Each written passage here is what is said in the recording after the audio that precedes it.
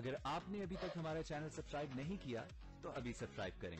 اور bell icon کو click کر کے ہماری لیٹسٹ ویڈیوز کے بارے میں اپڈیٹ۔ السلام علیکم، ہمارے چینل میں خوش آمدید۔ مقدر ڈرامے کا نیو پرومو آ چکا ہے جس میں فرخندہ بیگم رائمہ کو کسی بھی صورت سیف الرحمن کی زندگی سے نکالنا چاہتی ہے۔ اس کے لیے وہ سعد کا استعمال کرتی ہے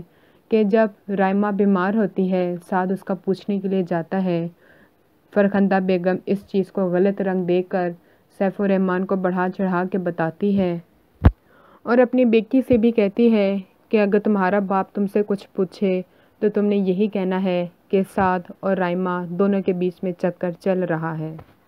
لیکن وہ سعد سے متاثر ہونا شروع ہو جاتی ہے، اس سے محبت کرنا شروع ہو جاتی ہے، تو وہ یہ جھوٹ نہیں بول سکتی تھی کیونکہ اگر بولتی تو سعد اسے ہمیشہ کے لیے دور ہو جاتا اور وہ اس کو نہیں کھونا چاہتی۔ رائمہ بھی عبیرہ کا ہی نام لیتی ہے کیونکہ اسے پتہ ہوتا ہے کہ اس کی سعد کے ساتھ منگنی ہو چکی ہے، دونوں کے بیچ میں بہت ہی زیادہ انڈرسٹینڈنگ ہے، اسی وجہ سے وہ جھوٹ نہیں بولے گی۔ باپ بھی عبیرہ سے ہی پوچھتا ہے اور عبیرہ سارا کچھ سچ سچ بتا دیتی ہے جس کی وجہ سے فرخندہ بیگم اس کا سارا جھوٹ کھل جاتا ہے۔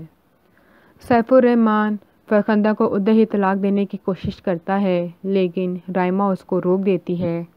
کہ یہ اپنی جگہ ٹھیک ہیں، اگر ان کی جگہ کوئی اور ہوتا تو وہ اب تک مجھے زہر دے کر مار چکا ہوتا یا مجھے گولی مار چکا ہوتا۔ یہ تو ان کی اچھائی ہے کہ انہوں نے ابھی تک مجھے گھر میں روکا ہوا ہے، جس کی وجہ سے سیف الرحمن اس کو طلاق نہیں دیتا بلکہ اس کو وارن کر کے چھوڑ دیتا ہے۔